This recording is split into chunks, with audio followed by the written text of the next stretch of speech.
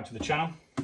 Today I'm going to be brewing either a coffee mead or I might even make it a bochet. I'm going to find out what time I've got later on because you need to caramelize the honey, so you have to watch it continuously for an extended period of time to be able to get it caramelized. Talking of coffee, I don't mind if I do. So I'm going to weigh out what coffee I've got in here, which I managed to hustle off a friend. So thank you very much, Benjamin. It is a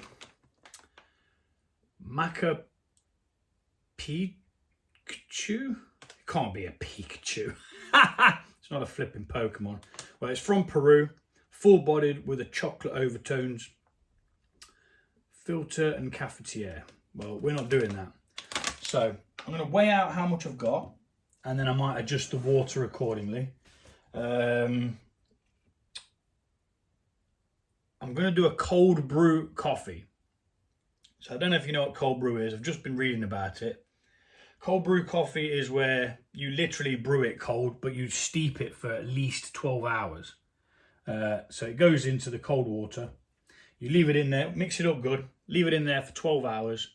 And then you use it for like iced tea or just cold tea or whatever you want to call it. What this does is it gives you all of the flavour of the coffee without the bitterness. So that's near as damn it 50 grams that he's given me. So if I adjust the water, I'm going to do probably 1 litre for that much. So I'm just going to go tip some of this water out. We're back in a second. So that's about 1 litre in there now. And we're going to add this coffee to that 1 litre. And we're going to mix in thoroughly. And then we're going to just leave it.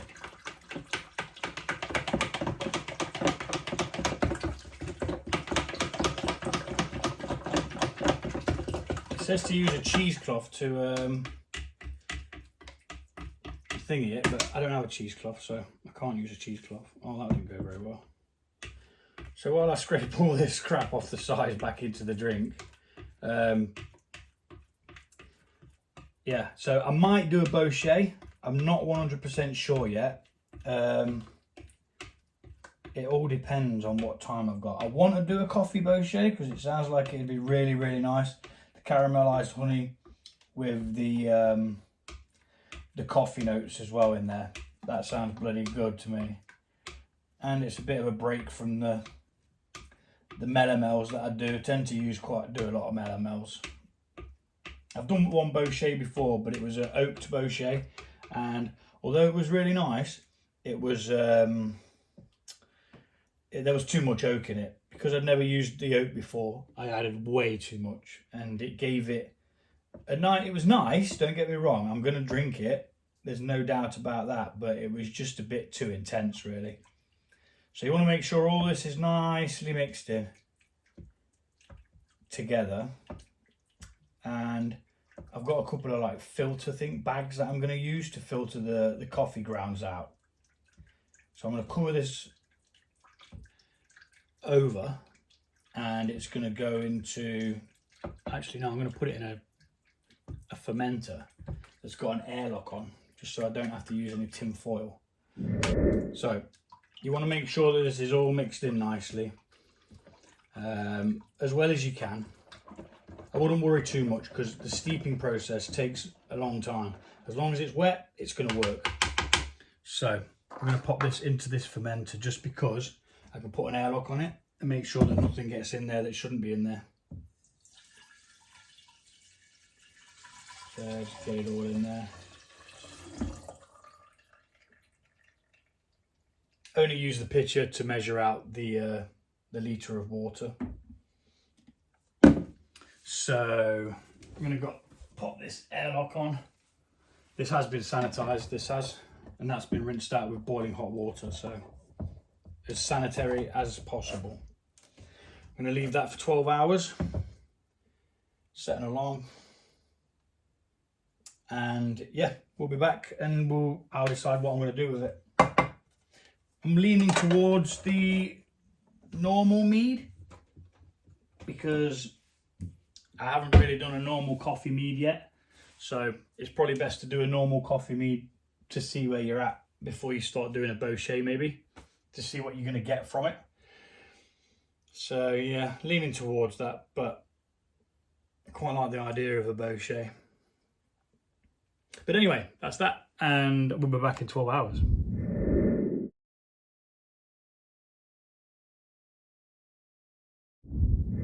We are going to be using the cold brew coffee that we brewed for over 12 hours now. I can't even remember how long. I will find out and add it into the description at the end. We've sterilised all of our equipment. I've got my notebook there, which I will be filling in after the video is done. Tend not to do it at the same time because it's just a pain in the backside. Right, let's get into this. What I need to do is I need to filter the coffee. So I've sterilised this little bag here and this hop container, which I use for brewing with, and I'm going to pop that in there. I'm going to pull this drawstring, and then I'm going to pour this content of this into there, hopefully catching all of the grounds out so that we don't have any. Now the only reason why I put an airlock on it is because I didn't have any cling film and I just didn't want it to be exposed. So let's tip this in and see what we get. Looks good. Now some of the grounds may even stay in there, but we've got some coming out anyway. But I want all of the liquid. So if we get a bit of grounds in there, that's not a problem. We'll even let the liquid drip out for a second. Yeah, I think I'm not going to get any more out of that. That was 50 grams of coffee grounds in 1 litre of water, cold brewed, so cold water, that is. And we'll just let this filter out now. Doesn't matter about the oxidization because we haven't started the fermentation yet. And that worked marvelously. I can't see whether there's any in there at the moment, but I'm going to say that there isn't. But we might be able to get a little bit more out of it. And yeah, we've got the litre there, which is what I wanted, so I'm happy with that.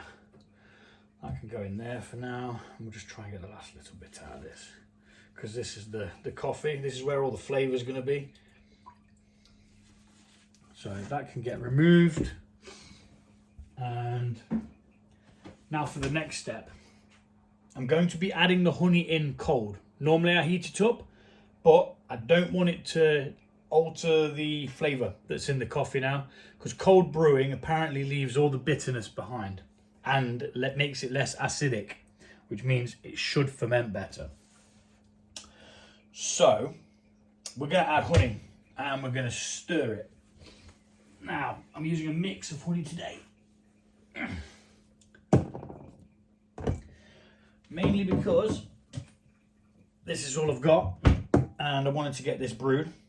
I'm going to be buying some more honey soon, but I think I'm going to be buying it in bulk from a certain seller who may or may not have exactly what I require. So it's safe to say we're going to add a little bit of water to this now, just so that the honey can get in there a bit easier. So I'm going to go ahead and get some water. Okay, so we've got 2 litres of the cold brew now. I've topped it up with water. We're going to be adding the honey. I'm not heating the honey up because I don't want it to change the flavour of the coffee. Don't want it to add any bitterness to it. So we've got 3 lots of 340, which is 1020, and then we've got 700 here, so we've got 1740 grams of honey, which is going in this, which is a hell of a lot. It's probably the most I've ever put in one, but it's because I don't want to have to go through the ball ache of back sweetening. I want to be able to stop it where I want it to be, around anything between 12 to 14% is my aim, really. That's the sweet spot for me. That's where I like it. And yeah, it's going to take a while to dribble all this honey in, so I will speed this up, and I need to add some water to these in a mo, just to shake all the residue out. So we'll speed this up.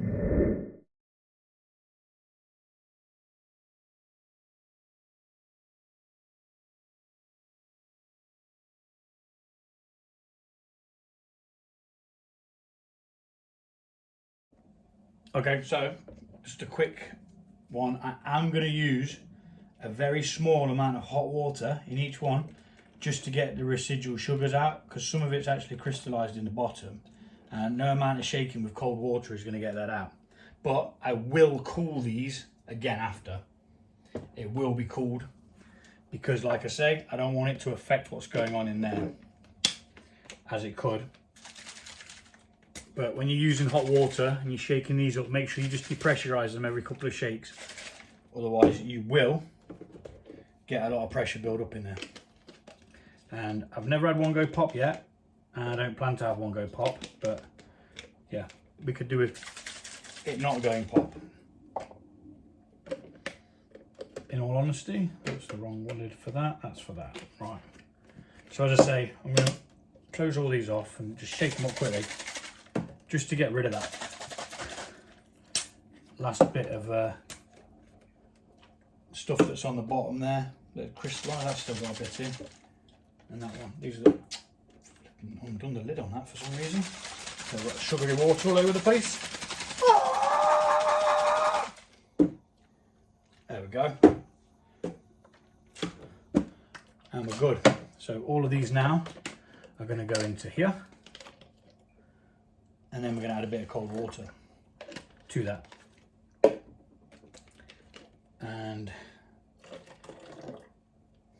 it's always got to be careful on how much water you add once you've started adding the honey, because you don't want to go, if you're doing a gallon batch, you don't want to go over 4.5 litres for a British gallon. I think a US gallon's a bit smaller than that. So top this up with water. I mean, it does feel a little bit warmer than that, but yeah, it's as cool as I can get it. So we're going to add that now,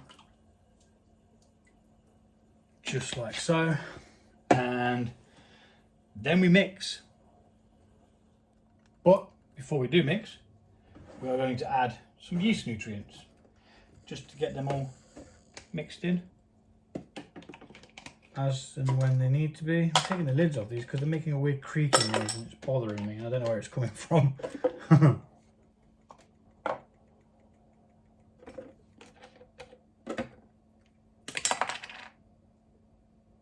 Yeah, there you go. That was annoying.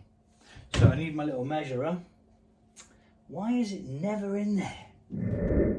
So now we're going to mix, and we are going to speed this bit up.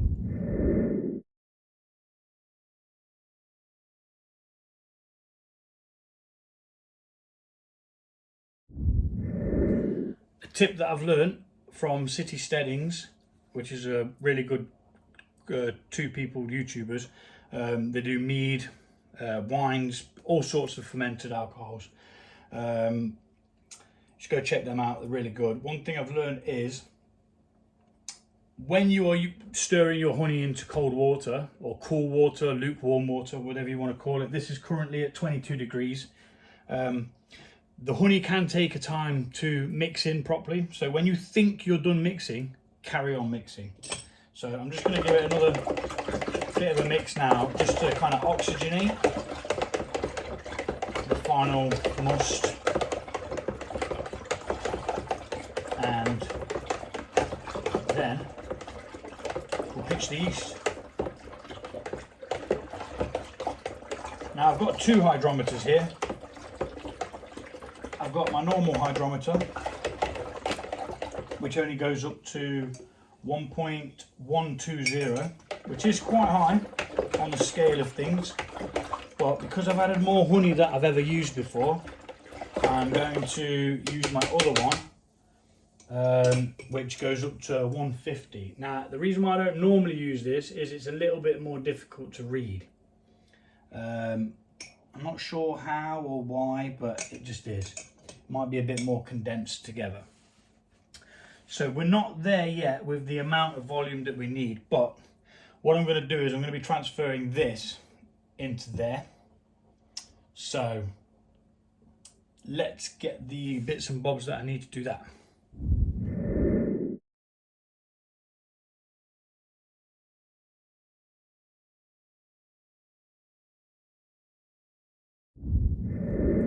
Super time. Right, next we take a hydrometer reading. Now, this has been properly sterilised and the other one's been quickly sterilised. So I'm going to check it with the one that's been properly sterilised first, because I forgot that I'm using quite a lot. So yeah, blah, blah, blah.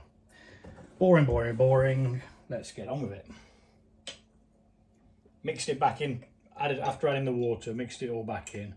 Actually looks a bit like a bochet already. Now I was toying with the idea of doing this as a bochet, and depending on how well this turns out and how nice it is, which let's face it, it's going to be nice because it's got bloody coffee in it. Yeah.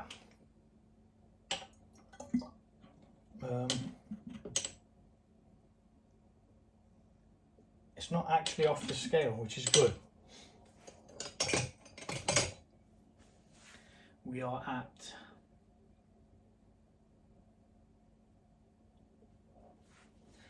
why does it always turn away from me? 0.10, 12, 14, 16, 1.116. So 1.116. Now, one of the people who follows me said that he tasted the must before pitching yeast. So I'm intrigued just to see what he was on about.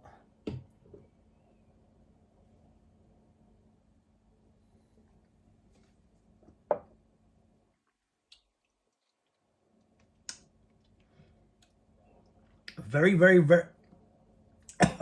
very, very sweet coffee. Now, once all that sugar disappears, that boldness of the coffee flavour is going to come through. It's slightly hidden at the moment with that extreme amount of sugar, but my mate Yeasty, who's been warming up in my pocket because I forgot to take it out of the fridge, is going to sort that out for us. He's going to get rid of that super sweetness. So I am going to be a cheapskate and I'm going to use half a packet today. I've been using full packets and you don't need to. This can do 32 litres of must. So you could do a batch that's 32 litres. This is 4.5 litres. So you can, yeah, I could probably do a quarter, but I'm not going to. I'm going to do half a pack today. And then I'm going to seal it off with a rubber band and put it back in the fridge. Go on, my pretties! Not about half yet.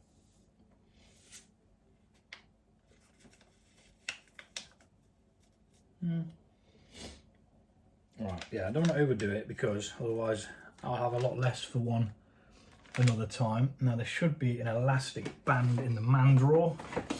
Let's just quickly find that. We shall edit the prolongedness out of the man drawer. Ouch, found a compass. The perils of a man drawer. Okay, I'm going to use a bit of sticky tape. because I can't find the flipping thing. Much to my annoyance.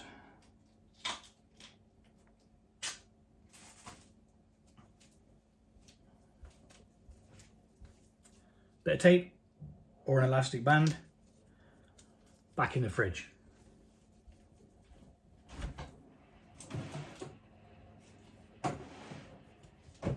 Very good, very nice. Right, let's mix the yeast in. It doesn't want to sit on the top, it wants to be in the mix.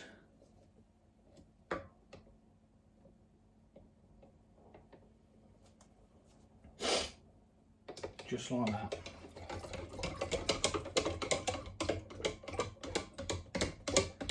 They like to clump together, but it really won't matter at all. So what they're going to do now is they're going to start multiplying, forming a colony, and they're going to take on the amount of sugars that it's going to require. Take on the sugars that's in there to produce the alcohol. My rubber band is right at the bottom of this thing. I don't need any of this anymore though, because we've done everything we're going to need for today. So I can move it all out of there, and that's going to get washed anyway. Right. So airlock, bit of sanitizing water, not too much, and on it goes. I'll get this labelled up, make some notes. Oh dear me, forgot something. Do you know why I forgot it? Because I put it over here instead of where I'd normally put it. We need to put some raisins in. Well, we don't need to. I like to, because it gives you tannins. It gives you a nice bit of a mouthfeel. How many? A handful. Half a handful.